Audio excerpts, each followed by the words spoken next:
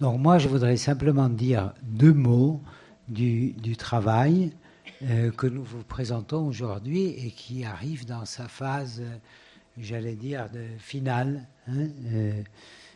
C'est une anthologie. Nous vous présentons donc une anthologie de la poésie corse traduite en portugais.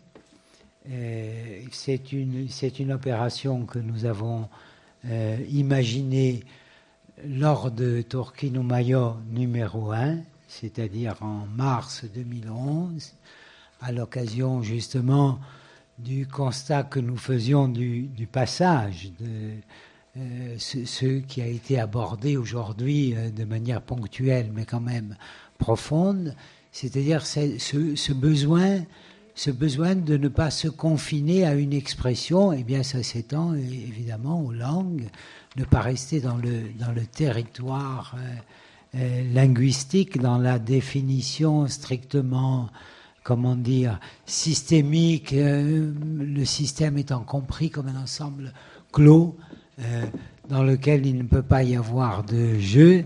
Or, ce jeu, nous le constatons, quelle que soit la langue que nous utilisons, à tout moment, nous le voyons. Nous voyons des glissements, comme disait Alexandra tout à l'heure, des glissements qui sont voulus, d'autres qui sont involontaires, qui tiennent à l'état de notre, de notre apprentissage des langues, de la communication avec les autres. D'autres glissements qui sont en quelque sorte enquistés dans l'histoire linguistique de la communauté dont nous sommes membres en quelque sorte. Bref, c'est à partir de cette expérience de la porosité de l'espace linguistique que nous avons imaginé construire une anthologie de la poésie corse traduite en portugais, comme nous avions il y a quelques années, lorsque Alexandra dirigeait les éditions Phi, fait cette édition de la poésie corse en français. Alors c'était différent, je dois dire que c'était différent. Déjà, une première différence, c'est que les deux langues en question, le corse et le français à l'époque, intéressait évidemment chacun de nous, mais in partibus, puisque nous sommes à la fois locuteurs de l'une et de l'autre langue. Là, c'est différent. Il y a une expérience de l'extranéité qui était passionnante, en tout cas telle que nous l'a proposée Rosalis. Alors vraiment, je ne voudrais pas être long, mais je voudrais quand même indiquer dans quelle longue durée se place ce projet. En effet, il y a environ 10 ans, 15 ans, que nous pratiquons cette rencontre. Pardon ? 12 ans. Donc il y a 12 ans que nous pratiquons cette rencontre. Alors ça se fait comment ? D'abord par la circulation naturelle des individus qui s'intéressent à la poésie, qui sont eux-mêmes poètes et donc qui fréquentent ces lieux qu'on appelle les festivals de poésie, auxquels on va avec beaucoup d'angoisse parce qu'on veut donner le meilleur de soi-même et puis on ne donne rien de soi-même, on est la plupart du temps pitoyable, mais en contrepartie on reçoit des messages poétiques, on connaît des gens qui sont de véritables bonheurs pour...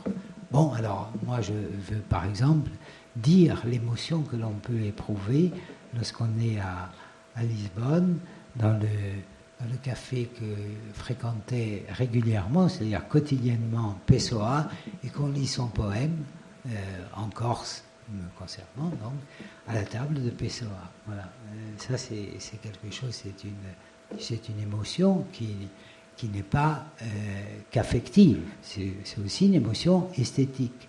Cette idée que, au fond, il y a là rencontre non seulement d'individus, non seulement de production, mais aussi d'imaginaire. Alors c'est en quelque sorte pour reconstruire de manière consciente, raisonnée, dans un projet qui soit à la fois éducatif et culturel, que nous avons conçu ce qu'on pourrait appeler maladroitement, mais quand même avec beaucoup d'ambition, un atelier international de traduction qui s'est ouvert il y a une dizaine d'années et qui a donné lieu à l'invitation mutuelle, réciproque, de poètes. Hein. L'idée, c'est cela, c'est bien l'échange.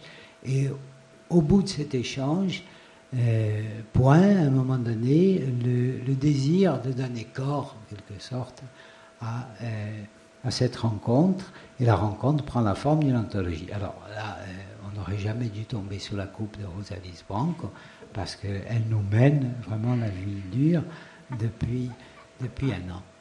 Voilà. Voilà, merci Jacques pour ces précisions liminaires. On va, je pense, assez brièvement évoquer quand même la personnalité de Rosalis et lui demander de présenter en quelques mots, puisqu'on va aller très vite vers la littérature et vers l'anthologie, en 2 mots, nous présenter un petit peu ses activités universitaires, nous dire qui elle est, ce qu'elle enseigne et ce qu'elle fait, puisqu'il y a aussi des liens avec son écriture. Oui, bonjour. Je me sens en première comme poète. Je fais de la recherche scientifique en quelque sorte, puisque j'enseigne à l'université de Porto, à la faculté d'art et design. J'enseigne théorie et poésie de la perception. Et il y a une relation entre ce que je fais comme poète, quoiqu'il n'y a aucune chose de science, disons, directement, sauf si je veux en quelque sorte faire l'ironie avec moi-même. Normalement, je suis poète quand je suis poète, je suis scientifique quand je suis scientifique. Et aussi, donc, j'ai des essais et aussi je suis traductrice. L'important comme traductrice, c'est que je pense que je suis un peu experte de traduire dans les langues inconnues par mon histoire. Disons. Pourquoi ? Parce que j'appartiens au Portugal à un réseau qui vient de Royaumont. Et c'est un réseau dans un beau palais fait par Nasoni, où il y a toujours deux poètes qui viennent d'une langue qui peut être inconnue, comme par exemple on a eu des poètes suisses, mais si c'est allemand pour moi, inconnus, des poètes turcs. On a eu des poètes de partout, de Russie, etc., etc. Par exemple, du Luxembourg, c'était Annie Scholz, je me rappelle très bien de l'avoir traduite.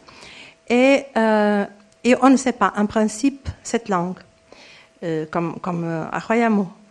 Et après, on a 5 poètes portugais, il y en a un interprète pour chaque des 2 poètes qui viennent. Et normalement, ce qu'on voit, c'est que l'interprète, c'est moins qu'un dictionnaire, parce qu'il est trop puriste, il veut toujours ce sens qui n'est pas le sens poétique, qui est un sens finalement qui n'existe pas comme réalité. Et on commence à parler avec le poète, parce que finalement, le poète, c'est toujours parler le français ou l'anglais ou l'espagnol ou quelque chose comme ça. Et on commence un travail collectif. On essaye de faire, on dit non, mais c'est mieux ce mot. Et après, non, peut-être ce mot, c'est encore plus juste que. Donc, et c'est tout un travail. C'est comme si nous étions plusieurs hétéronymes, puisque je suis du pays de Fernando Pessoa, plusieurs hétéronymes linguistiques, disons, de notre point de vue, mais il faut quand même un art d'être multiple. Je pense que c'est vraiment ennuyant, comme disait Fernando Pessoa, surtout lui-même, parce que lui n'avait pas une vie, mais en tout cas, il faut être multiple en quelque sorte. Et là, je nage vraiment bien parce que j'aime. C'est pas parce que je le fais très bien, c'est parce que c'est vraiment ces jours-là dans le palais de Matthäus, sont toujours extraordinaires parce que on se sent hors des langues en même temps. On se sent complètement émergé, mais complètement en même temps hors des langues. Donc c'est un registre étrange, un registre vraiment d'hétéronymie. Et en même temps, quand on rentre ces décimies, parce que aussi Bernardo Soares, un des hétéronymes de Fernando Pessoa, il dit ça, ce n'est pas un hétéronyme, c'est un demi de moi-même. Ça veut dire émis. Et donc, il y a toute cette chose étrange parce que faire un poème dans une autre langue, c'est aussi retrouver un poème équivalent. C'est pas le même poème, c'est un poème équivalent dans la langue cible et qui a une musicalité qui peut avoir une résonance avec la musicalité du poème original. Donc, pour commencer... c'est bon. Ah, ok. Une question sur le... Un petit peu comme pour le Luxembourg tout à l'heure. Bon, le portugais, c'est a priori une petite langue. Enfin, je ne sais pas si on peut considérer la lusophonie du Brésil comme faisant partie aujourd'hui d'une expression d'essence sans doute, mais une expression portugaise. Je voulais savoir, je pense souvent à Torg, moi, l'universel, c'est le local moins les murs. Est-ce qu'il y a quand même pour les petites langues comme ça, comme le portugais, comme le Luxembourg, une vocation à se faire passeur, à entrer dans les complexités, à s'ouvrir en permanence tout en cultivant le local. Est-ce qu'il y a quelque chose par essence au Portugal comme ça aussi? On est un petit pays, mais on est une grande langue. Ça veut dire la langue du Brésil et la langue de ce qu'on appelle Palop, ça veut dire Angola, Mozambique, etc. On est comme la troisième ou quatrième langue, disons. Il y a l'anglais, le français, l'espagnol et le portugais. Ça veut dire, le moins qu'on puisse dire, c'est qu'on est la quatrième langue. Mais l'histoire, il y a une différence énorme de la manière comment on se ressent nous-mêmes comme pays et comment on se ressent comme langue. Parce que tout le monde, même au Brésil, parle de la langue portugaise.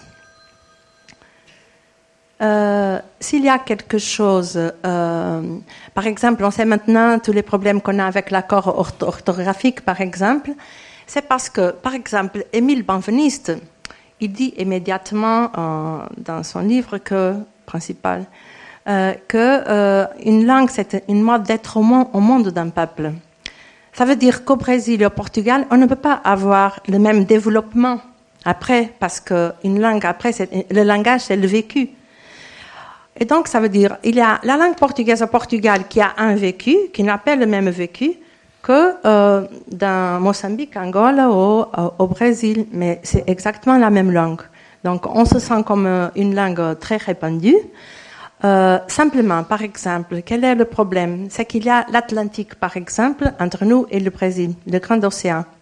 Donc, si on publie au Portugal, c'est impossible que les livres soient distribués dans ces autres pays parce qu'ils sont tous très loin. Donc, il faut republier au Brésil. C'est une autre publication. Par exemple, j'ai 2 livres au Brésil, un livre de poésie et un essai. La condition secrète du visible, c'est un hommage que j'ai fait d'un livre qui est sorti sur Deleuze. Et ce livre, il est sorti au Brésil et maintenant il va sortir au Portugal. Mais c'est impossible parce que la poste, elle est tellement chère. Tout est tellement impossible que donc, c'est vrai qu'on a cette langue, et c'est très important, mais pour les publications, c'est comme si on était simplement Portugal, le petit Portugal. Il est publié tel quel, il est publié en portugais. Ah oui, il est publié tel quel. Non, par exemple, maintenant, mon dernier livre, il y a ces 2 livres que j'ai au Brésil. Le premier, qui est un livre de poésie, il est sorti comme je l'écris en portugais. Mais après, le premier accord orthographique n'est pas encore officiel, mais il est déjà demi-officiel. Je suis obligée au Brésil, moi j'écris comme j'écris, mais au Brésil, il me change dans l'accord orthographique. Et donc, mais ce n'est pas ça qui fait une grande différence entre le portugais du Portugal et le portugais du Brésil. Parce que, par exemple, on a des faux amis. On a des faux amis entre le Portugal et le Brésil qui sont vraiment qui font rire quelquefois parce que quelquefois il y a une telle ironie dans ces faux amis, ils sont tellement différents. Et après, on a toute une syntaxe qui est différente. Par exemple, si je dis je t'aime, ce sera au Brésil eu te amo et au Portugal eu amo-te. Ça veut dire, il y a le possessif qui vient avant, qui vient après. Et là, c'est là qu'il y a de la différence, parce que dans l'orthographie, c'est nul la différence presque. Donc, c'est une question politique, c'est pas une question autre, c'est une question politique, c'est tout. 2 mots sur ton activité d'essayiste, et après on passera quand même à la poésie. Ok, donc, ma condition d'essayiste vient du fait que je viens des sciences. J'ai fait ma première licence, elle est en sciences. Je suis complètement folle de la chimie, physique et mathématiques. J'étais en France, il y a un grand génie, il est mort, mais je continue à l'étudier, qui est René Thom. je suis l'experte portugaise de René Thom, c'est la topologie dynamique que j'adore. Et après, je voudrais faire, et j'ai fait de la philosophie, après j'ai fait maîtrise et doctorat d'État en philosophie et psychologie de la perception. Donc, je travaille toujours comme une charnière. C'est une discipline charnière qui peut en même temps passer de la perception de la gastronomie en même temps à l'organique de la chimie des aliments et la perception de l'odorat, etc. Ça veut dire il n'y a pas un point où il puisse commencer ou on puisse terminer. Mais une chose, je peux dire, c'est une discipline tellement charnière il y a un mois que je ne lis pas les revues scientifiques qui sortent d'Amérique, Angleterre, France, etc. sur ce qui est en train, c'est une discipline de pointe, disons. Pourquoi aussi? Parce que ça travaille avec le cerveau. Et donc, il faut être aussi experte en sciences cognitives, en quelque sorte. Et alors, ce que je travaille, et comme je travaille aussi dans la faculté de art et du design, ce que je fais, en fait, c'est déjà une chose multidisciplinaire, toujours la perception et l'ouvre. Et donc, tu prends ce que tu veux. Par exemple, au Brésil, cet essai, j'avais déjà au Portugal un livre qui est un hommage à Merleau-Ponty, à l'œil et l'esprit, et qui s'appelle « Ce qui manque au monde pour être tableau ». Et après, maintenant au Brésil, j'ai un essai, cet essai qui s'appelle « La condition secrète du visible », c'est un essai sur les passages interdits, mais finalement, comme la traduction d'ailleurs, mais finalement faite entre tous les arts. Et aussi, la question qui m'intéresse beaucoup, entre le ekphrasis, entre les arts et le spectateur, parce qu'on ne peut pas penser, pour moi, d'une manière sans penser comment on donne, comment on reçoit, quels sont les réseaux qui se font à partir de ça. Donc, c'est un peu ça que je travaille. Et je suis enseignante à l'université, donc j'adore enseigner, je vous dis, vraiment, et je fais des travaux de créativité. Comme j'enseigne théorie et poésie de la perception, dans chaque classe, le défi, c'est développer une capacité perceptive. Et donc, on a un dialogue, c'est pas simplement que j'enseigne, c'est que ça circule.